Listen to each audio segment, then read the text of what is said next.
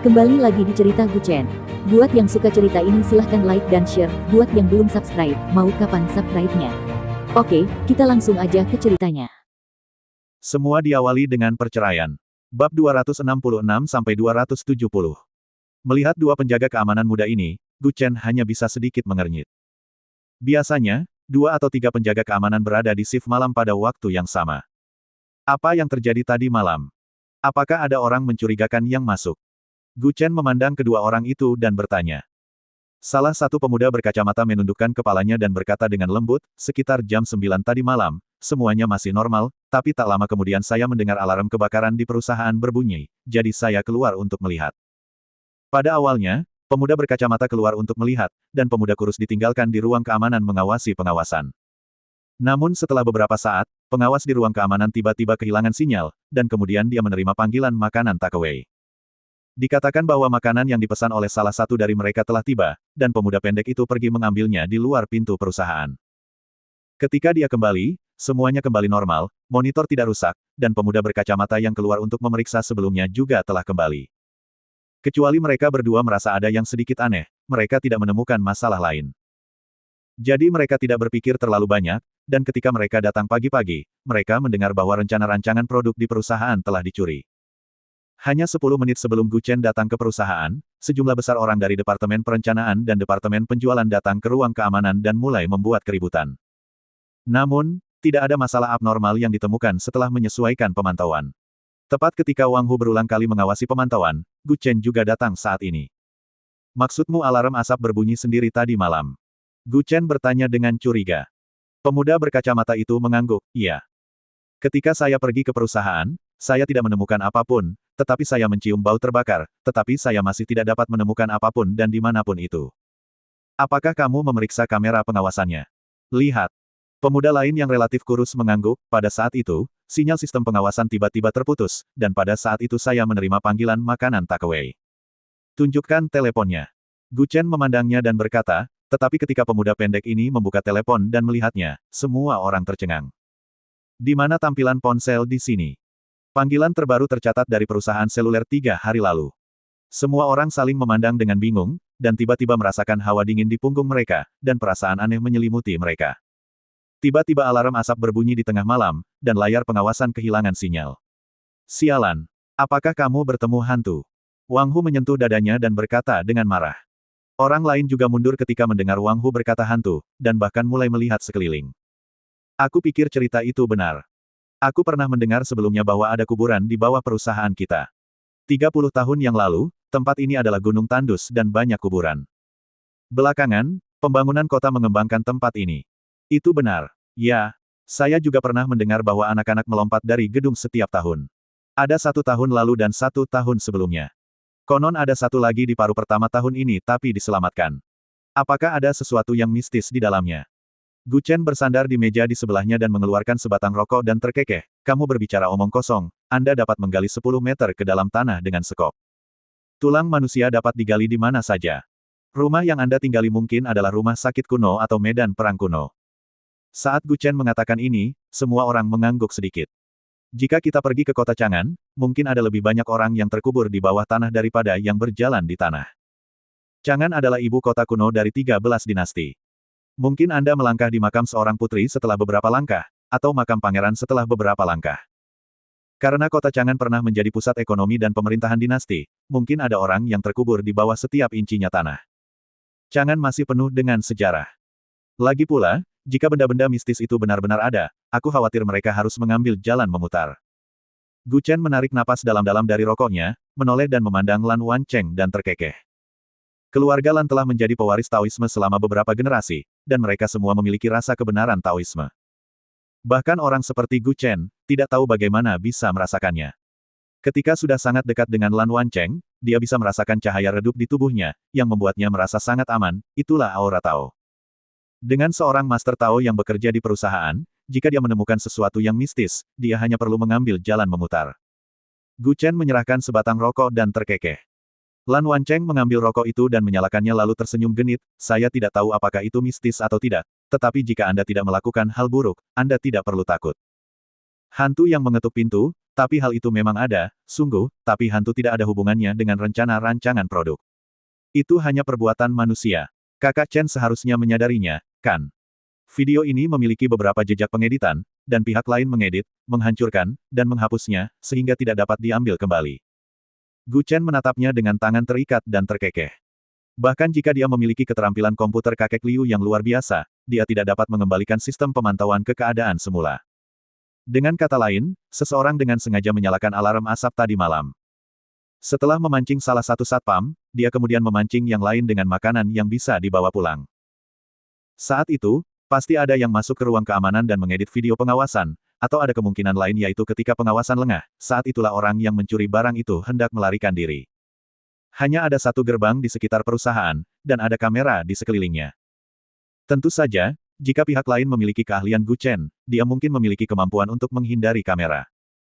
Kakak Chen, maksudmu, seseorang secara khusus menyelinap ke dalam perusahaan dan mencuri desain perencanaan produk baru. Wang Hu menatapnya dengan kaget dan berkata. Gu Chen menepuk pundaknya dan terkekeh, bagaimana menurutmu? Hei, jika kakak Chen bisa menebak semua ini, saya tidak akan bekerja di ruang keamanan ini selama 3 tahun. Wang Hu senyum masam. Dia bukanlah orang jahat, tapi mulutnya terlalu besar. Jadi ada beberapa hal yang tidak boleh diketahui olehnya, jika tidak seluruh perusahaan akan mengetahuinya. Tentu saja, kita tidak dapat mengesampingkan bahwa ini adalah semacam peristiwa supernatural. Gu Chen berkata sambil tersenyum buruk, menatap Lan Wancheng dan mengangkat alisnya dan mencibir, benar, kan? Itu benar, saya bisa menggambar ini untukmu di sini. Zhang Fu, masing-masing 200 yuan, siapa cepat dia dapat. Lan Wancheng memandangi kerumunan itu dan tertawa. Kelompok orang ini semuanya mengetahui kemampuan Lan Wancheng. Dia memiliki keterampilan membuat jimat, meramal dan dapat mengetahui secara akurat apa yang akan terjadi dalam waktu dekat. Kebanyakan penjaga keamanan harus bekerja pada shift malam, dan sekarang sudah hampir musim dingin. Angin dingin bertiup di luar pada malam hari, yang membuat suasana semakin menakutkan, dan mereka harus keluar untuk berpatroli di malam hari. Membeli kertas jimat juga membeli ketenangan pikiran. Aku menginginkannya, aku menginginkannya. Gambarkan untukku dulu. Kenapa kamu menginginkannya duluan? Hanya karena kamu lebih gemuk dariku. Sial, 200 yuan itu terlalu mahal. Lagi pula, kita adalah teman, potong 50 yuan. Melihat Lan Wancheng menghasilkan uang dari semua orang saat ini, Gu Chen tidak menghentikannya, melainkan menyetujuinya. Mungkin ini satu-satunya cara untuk membuat orang merasakan ilusi ambigu. Apakah kejadian ini buatan manusia atau peristiwa supernatural? Apalagi dengan mendorong masalah ini ke peristiwa supranatural, hal ini akan membuat pihak lain merasa tidak ada kecurigaan terhadap dirinya, dan mungkin lain kali mereka akan mengambil tindakan. Gu Chen dan Lan Wancheng saling memandang diam-diam. Gu Chen ingin memancing, dan Lan Wancheng ingin menghasilkan uang, jadi keduanya tidak menunda satu sama lain. Saat ini, di kantor presiden di lantai atas grup Junli. Setelah Ling Meixue mengetahui berita itu di pagi hari, dia hampir marah. Tahukah Anda betapa pentingnya dokumen perencanaan itu bagi kita? Dicuri. Apa yang dilakukan Departemen Perencanaan dan Penjualan Anda? Dan Departemen Keamanan Perusahaan adalah sekelompok pecundang. Kenapa kamera pengawasan ini bahkan tidak menangkap siapapun? Ling Meixue adalah orang pertama yang pergi ke Departemen Keamanan pagi-pagi sekali. Dia juga melihat video pengawasan berulang kali beberapa kali. Namun, dia tidak melihat sesuatu yang aneh. Dia menyalahkan Departemen Keamanan, yang membuatnya merasa lebih baik. Jika itu bukan urusan keamanan, apa yang bisa dilakukan beberapa penjaga keamanan? Jika ini buatan manusia, maka pihak lain pastilah orang yang sangat hebat karena dapat menghindari semua kamera pengawasan tanpa mengungkapkan petunjuk apapun.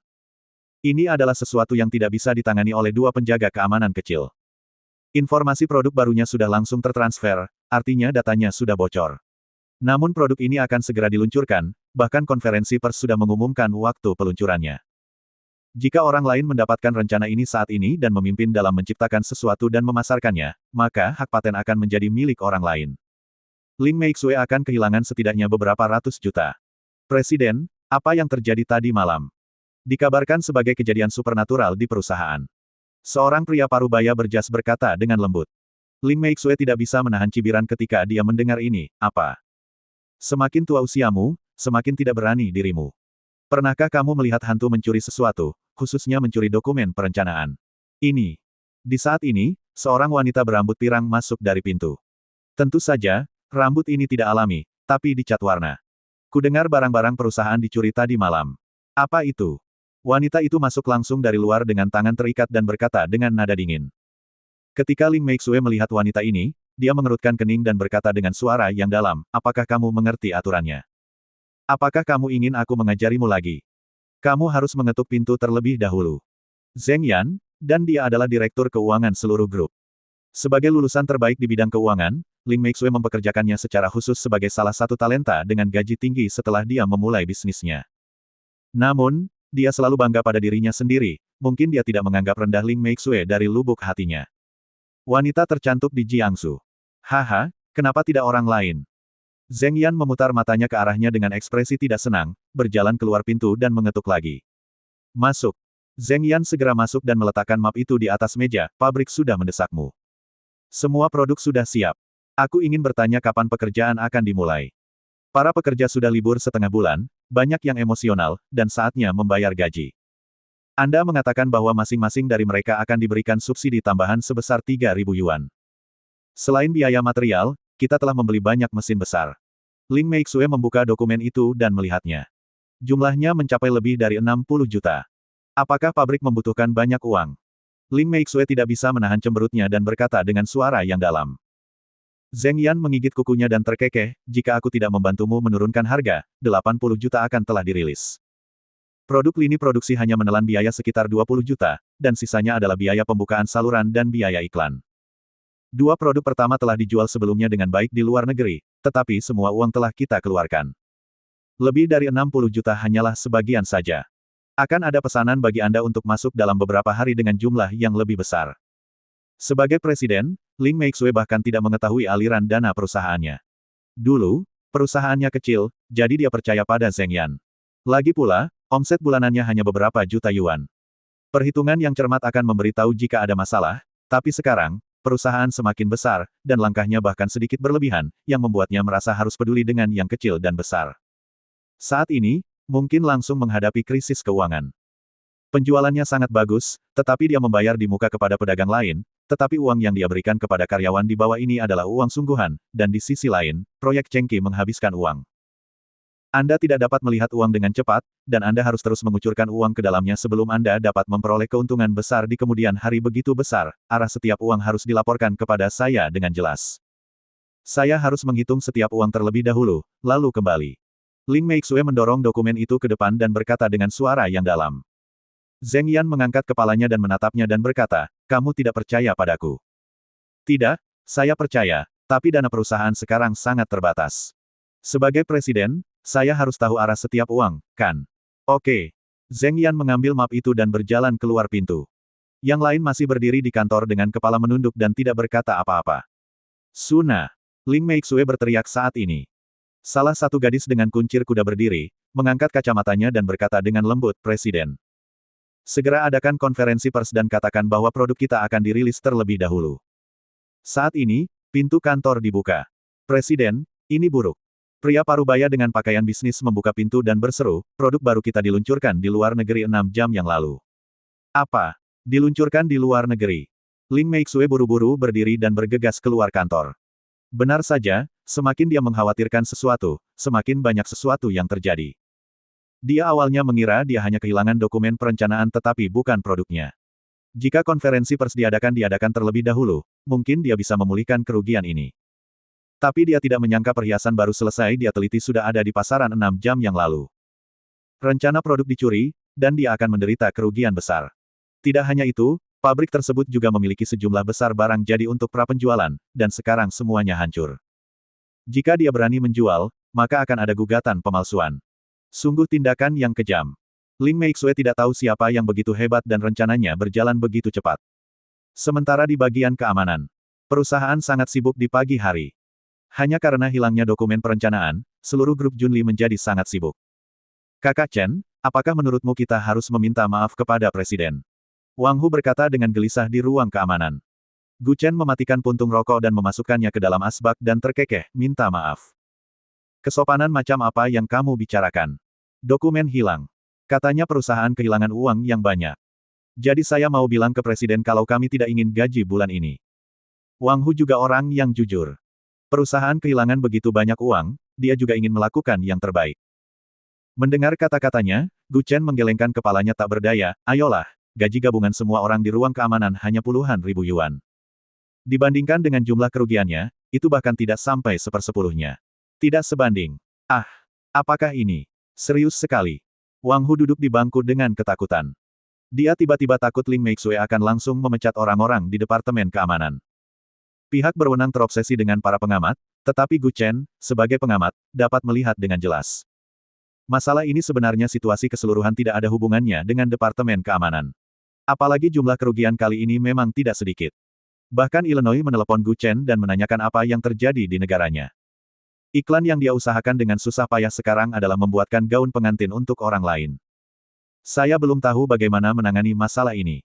Gu Chen memegang tangannya dan terkekeh, tapi jangan khawatir, tanggung jawab tidak akan dilimpahkan kepada kalian. Semua orang mengangkat kepala dan memandangnya. Banyak orang dihadapkan pada masalah menghidupi keluarga mereka. Begitu mereka kehilangan pekerjaan, mereka mungkin tidak dapat kembali bekerja dengan cepat dan lancar dalam waktu 1 bulan. Saat ini, banyak keluarga hidup dari gaji bulanan. Setelah uang 1 bulan habis, tinggal tunggu gaji bulan berikutnya. Gu Chen mengangkat bahu dan terkekeh, oke, semuanya, bersiaplah untuk makan sepulang kerja. Gu Chen mengambil mantelnya dan berjalan keluar. Wang Hu tidak bisa menahan diri untuk tidak bertanya dengan cepat, Kakak Chen, apakah kamu tidak pergi ke kafetaria untuk makan? Ada yang harus kulakukan nanti, jadi aku tidak akan pergi. Gu Chen melambaikan tangannya dan berjalan keluar pintu. Ketika dia pertama kali tiba di pintu perusahaan, Gu Chen mengambil ponsel di sakunya dan ponsel mulai berdering. Dia mengeluarkannya dan melihat bahwa itu adalah Zhang Bao yang menelepon. Tuan Gu, orang yang Anda minta saya temukan telah ditemukan. Gu Chen berdiri di depan pintu perusahaan dan terkekeh, di mana itu? Di job fair. Dia sedang mencari pekerjaan, dan dia melakukan semua yang mereka minta, tetapi tidak ada yang menerimanya. Aku akan segera datang. Setelah menutup telepon, Gu Chen langsung memindai sepeda di pintu. Di job fair Chengqi, Chen Yue mengambil resumenya dan berjalan mengelilinginya beberapa kali. Jelas bahwa banyak perusahaan telah menyukainya. Mereka awalnya akan mempekerjakannya, tetapi karena alasan tertentu, mereka langsung menolak setelah menjawab panggilan telepon. Chen Yue berdiri di depan pintu job fair dan berkata sambil menghela nafas. Dia lulusan universitas, dan dia juga lulusan Universitas 211. Logikanya, dia seharusnya bisa mendapatkan pekerjaan dengan mudah. Apalagi dia mengambil jurusan manajemen keuangan, dia dulu bekerja di bagian keuangan di Junli Group. Dia bahkan sedikit menurunkan standarnya.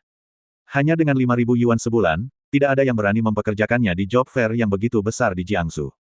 Saya sedang merekrut orang di sini. Apakah Anda ingin mencobanya, cantik? Pada saat ini, sebuah suara datang dari belakangnya, dan Chen Yue segera membalikkannya kepala dan berseru, coba saja. Saya bisa melakukan pekerjaan apapun. Mereka yang tidak tahu bagaimana melakukannya bisa mempelajarinya. Tapi ketika dia melihat orang di belakangnya, dia tercengang. Gu, kakak Gu. Chen Yue ragu-ragu menatap pria di depannya dengan heran. Dia bahkan ingin berbalik dan melarikan diri pada detik berikutnya, tapi dia tidak secepat Gu Chen, dan Gu Chen segera menangkap tangannya. Aku benar-benar memiliki pekerjaan untuk diperkenalkan kepadamu, dan aku tidak mempercayai kebanyakan orang. Gu Chen meraih lengannya dan terkekeh, bukankah kamu selalu mengatakan ingin membalas budiku sebelumnya? Peluangnya ada tepat di depan kamu, kenapa kamu takut? Aku, Chen Yue menoleh ke arah Gu Chen dengan ekspresi malu dan berkata dengan lembut, aku tidak ingin kembali ke grup Junli. Aku telah mengundurkan diri untuk mencari perkembangan yang lebih baik di luar, tetapi jika saya kembali sekarang, orang-orang di perusahaan pasti menertawakan saya, kan? Ini bukan grup Junli, tapi perusahaan lain. Perusahaan lain. Gu Chen mengaitkan tangannya ke arahnya dan terkekeh, aku akan memberitahumu setelah kita masuk ke dalam mobil. Chen Yue tidak bisa menahan diri untuk mundur. Dia tahu betul betapa miskinnya dia. Jika dia tidak memiliki takdir menjadi seorang putri, dia tidak akan memiliki pemikiran seperti itu. Kakak Gu, aku akan naik taksi. Kata Chen Yue takut-takut. Mungkin Gu Chen melihat apa yang Chen Yue pikirkan, jadi dia tidak bisa menahan tawa dan berkata, ayo. Mengapa menghabiskan lebih banyak uang? Saat ini, Gu Chen berjalan ke seberang jalan, mendorong sepeda bersama yang masih dikunci, dan memindai gambar. Dia menepuk jok di belakang sepeda, ayo. Chen Yue tertegun sejenak, lalu berlari dan duduk di belakang sepeda. Kakak Gu, kita akan pergi kemana? Kamu akan tahu ketika kita sampai di sana. Karena ini sudah akhir musim gugur, angin masih cukup dingin di wajahnya, dan Chen Yue merasakannya seluruh tubuhnya menekan punggung Gu Chen, tangannya juga sedikit menutupi pinggangnya dari belakang. Setelah beberapa saat, Gu Chen mengendarai sepedanya ke perusahaan bahan obat Xingsheng di 3 persimpangan Jalan Guoben. Oke, kita sudah sampai.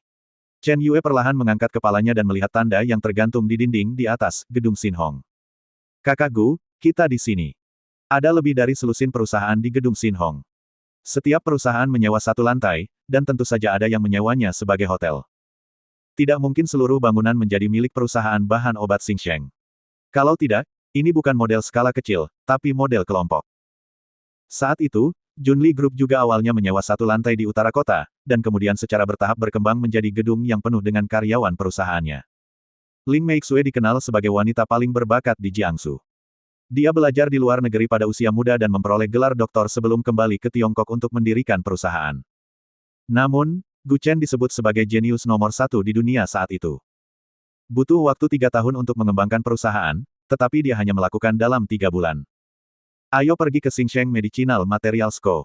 Ltd. Gu Chen berbalik dan berkata sambil tersenyum. Sesampainya di pintu masuk perusahaan bahan obat Xingsheng, renovasi sederhana sedang dilakukan di dalam. Sebagian besar karyawan tidak bekerja hari ini, tetapi mereka yang berada di Departemen Keuangan pasti sedang diverifikasi. Mengapa perusahaan ini mengalami renovasi? Chen Yue melihat sekeliling selama beberapa saat dan bertanya dengan heran ketika dia melihat pembongkaran dan dekorasi di mana-mana. Gu Chen mengangkat bahu dan terkekeh, perusahaan ini baru dibuka. Sebelumnya ruang di sini terlalu kecil.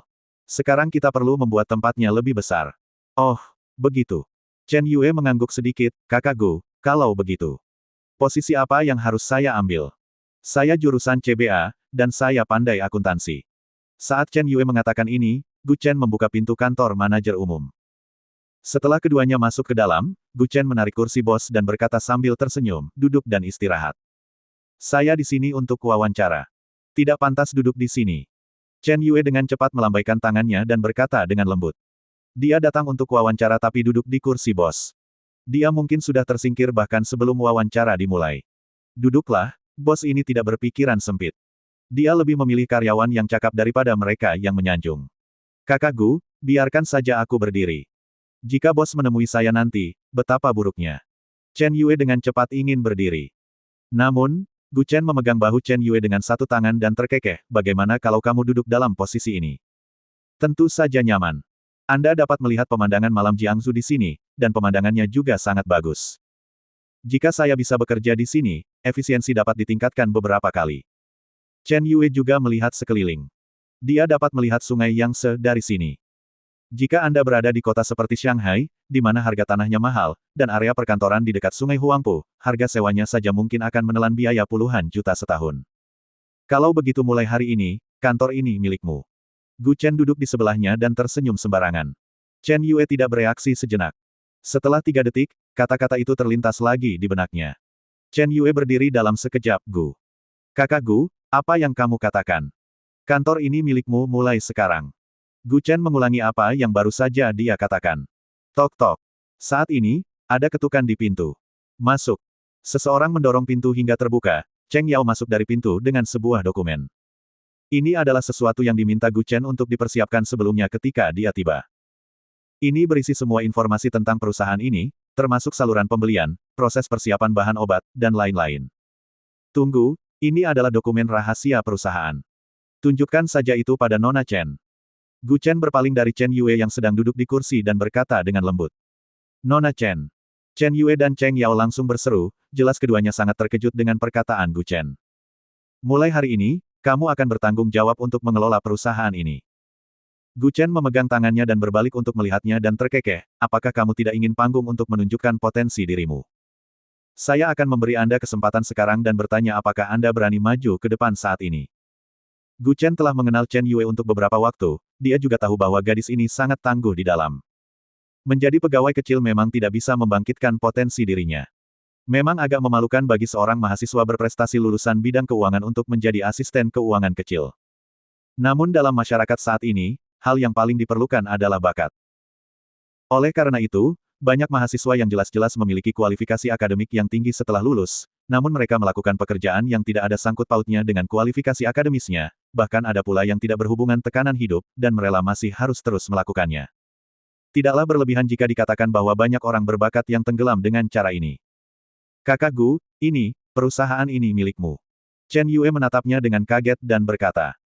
Begitu Chen Yue mengingatnya, dia melihat bahwa Gu Chen mengendarai Maserati bernilai jutaan, dan berbagai insiden menunjukkan bahwa Gu Chen jelas bukan penjaga keamanan biasa, bahkan yang seorang bos yang terkenal di jalan, Zhang Bao, selalu pergi saat Gu Chen melambai, dan datang saat Gu Chen memanggilnya. Dan sekarang Gu Chen sudah memiliki perusahaan, jadi dia tidak terkejut sama sekali. Saya baru saja mengakuisisi perusahaan obat ini. Saya belum menemukan orang yang cocok untuk mengelolanya. Anda juga tahu bahwa saya punya pekerjaan dan tidak punya banyak waktu, jadi saya ingin meminta Anda untuk membantu saya. Kata Gu Chen sambil merentangkan tangannya. Mendengar ini, sudut mulut Chen Yue bergerak sedikit. Pekerjaan yang dia sebutkan sangat berbeda dengan menjalankan seluruh perusahaan, oke. Siapa yang akan menyerah memiliki perusahaan hanya untuk pekerjaan sebagai satpam? Tapi aku tidak punya pengalaman.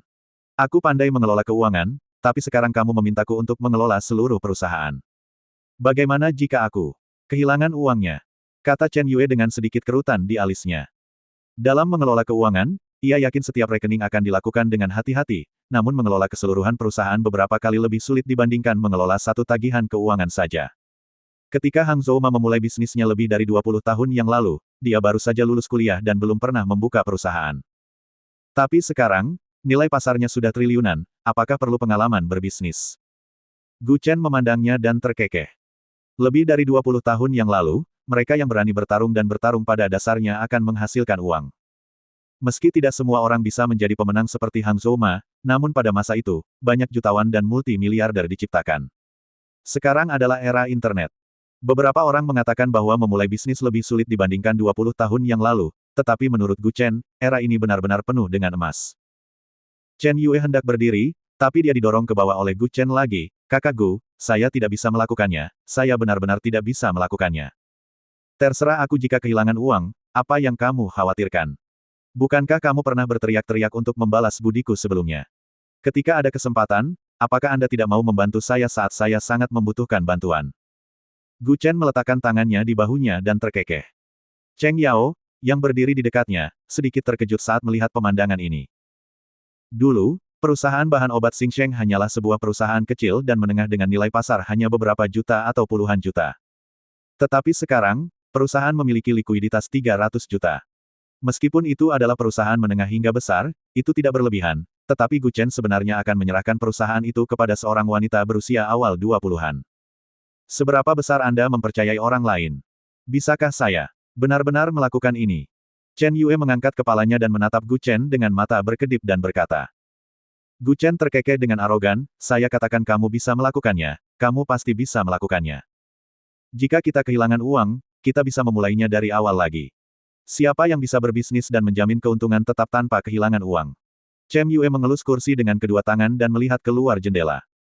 Ombak di tepi sungai yang sangat deras. Mungkin Chen Yue tidak pernah bermimpi bahwa suatu hari dia akan memiliki kantor seperti ini. Apakah kamu sudah menentukan jawabannya? Gu Chen bersandar di meja dengan tangan terlipat dan terkekeh.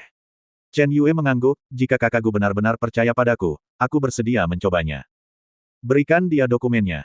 Cheng Yao ragu-ragu selama beberapa detik, tapi masih menyerahkan dokumen itu, ditempatkan di depan Chen Yue. Nona Chen, ini adalah penempatan perusahaan kami dan status pembangunan pabrik.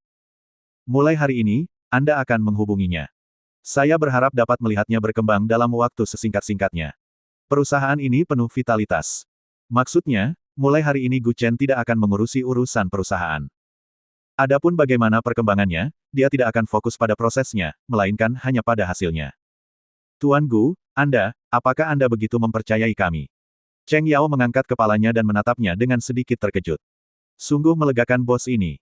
Jika saya melakukan semuanya, apa yang Anda lakukan? Gu Chen menunjukkan senyum bangga, ingat, saya adalah pemimpin jenderal, bukan pemimpin pasukan, tidak peduli menang atau kalah. Gu Chen mengatakan, saya tidak peduli apakah saya menang atau kalah, sangatlah mendominasi dan tidak terkendali. Memegang matahari dan bulan di tangan dan memungut bintang, tidak ada orang sepertinya di dunia ini. Mungkin ada orang yang begitu bebas dan santai di dunia ini, tapi saya khawatir sangat sulit menemukan orang lain. Beberapa orang mengatakan bahwa dia begitu bebas dan mudah karena dia kaya, tetapi tidak demikian halnya dengan seseorang yang bermental bebas dan santai, tidak peduli di saat senang atau susah, dia membawa punggungnya dengan satu tangan dan bangga di dunia. Setelah mengucapkan kata-kata ini, Gu Chen melambaikan tangannya dan pergi. Melihat sosoknya yang pergi, Cheng Yao tidak bisa menahan diri untuk tidak terkejut. Detik berikutnya dia tidak bisa menahan senyum pahit, Tuan Gu, apakah dia selalu begitu bebas dan santai seperti itu? Chen Yue juga mengangguk sedikit dan terkekeh, Sekretaris Cheng, saya perlu melihat semua pembukuan perusahaan selama 3 bulan terakhir. Semakin detail semakin bagus, oke. Oke, saya akan segera mengerjakannya. Cheng Yao mengangguk dan berkata dengan lembut. Alasan mengapa Chen Yue setuju dengan Gu Chen untuk mengambil alih perusahaan adalah karena di satu sisi dia ingin membalas kebaikannya, dan di sisi lain dia juga menginginkan panggung untuk menampilkan bakatnya. Jadi dia bahkan tidak membayar Gu Chen. Di pintu masuk perusahaan, Gu Chen merasakan jantungnya kram. Begitu dia turun, luka di dadanya mulai terasa sakit lagi. Ketika Zhang Bao melihat ini, dia segera keluar dari mobil dan berlari ke seberang jalan untuk membantunya. Mengapa kamu ada di sini? Gu Chen mengangkat kepalanya sedikit, menatapnya dan terkekeh. Melihat Zhang Bao secepat ini, dia pasti sudah menunggu di luar selama beberapa saat. Setelah melihat Gu Chen keluar, dia berlari mendekat. Tuan Jiang ingin mengundang Anda makan malam, tetapi dia malu untuk bertanya langsung kepada Anda, jadi izinkan saya bertanya, Tuan Gu, kapan Anda punya waktu? Zhang Bao mendukungnya dan berkata dengan lembut, tapi menurutku kamu sedang tidak enak badan. Bagaimana kalau aku membalas bos Jiang saja dan mengatakan bahwa kamu tidak ada waktu luang? Jiang Tianhe tidak mendatanginya, mungkin karena urusan Jiang Feng. Gu Chen juga berjanji kepadanya bahwa selama dia mengikutinya dengan benar, kaki putranya masih bisa disembuhkan. Bawa aku langsung menemuinya. Gu Chen menarik napas dalam-dalam 2 kali, dan rasa sakit di dadanya mereda.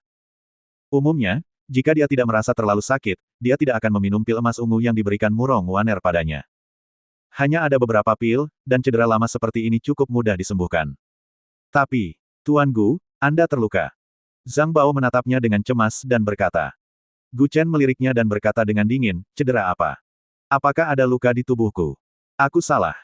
Zhang Bao menamparkan mulutnya dengan tangannya dan berkata sambil tersenyum pahit, kalau begitu kita langsung pergi ke rumah sakit. Gu Chen mengangguk tanpa berkata apa-apa. Awalnya, Gu Chen ingin pergi dengan sepeda, tapi untuk menghemat waktu, dia masuk ke mobil Zhang Bao. Rumah sakit rakyat kota. Jiang Tianhe mendukung putranya untuk bergerak perlahan dengan dukungan tersebut. Sekarang Jiang Feng bisa bergerak sedikit, itu sudah cukup membuat ayah dan anak bersemangat untuk waktu yang lama. Dari sepanjang jalan, Zhang Bao berteriak, Bos Jiang, lihat siapa yang saya undang untuk Anda. Mendengar suara ini, Jiang Tianhe dengan cepat berbalik dan melihat Gu Chen memasuki bangsal, segera berdiri dan berteriak dengan hormat Tuan. Gu, kenapa kamu tidak memberitahuku sebelumnya ketika kamu datang ke sini? Aku bisa keluar untuk menyambutmu. Kita semua adalah orang-orang kita sendiri, kamu tidak harus bersikap sopan. Gu Chen melambaikan tangan padanya dan terkekeh, bagaimana? Setelah meminum obatku, ada efeknya kan? Sebelumnya saya tidak merasakan apa-apa sama sekali. Jika Anda memiliki keraguan tentang kemampuan Gu Chen sebelumnya, Anda telah menghilangkan keraguan Anda sepenuhnya sekarang. Jiang Feng telah dirawat di rumah sakit selama lebih dari sebulan, tetapi kondisinya tidak membaik sama sekali. Dia masih menerima infus setiap hari, dan kakinya masih mati rasa, dan dia mengalami banyak pembengkakan karena terlalu banyak infus, paha Jiang Feng menjadi 2 kali lebih tebal dari biasanya.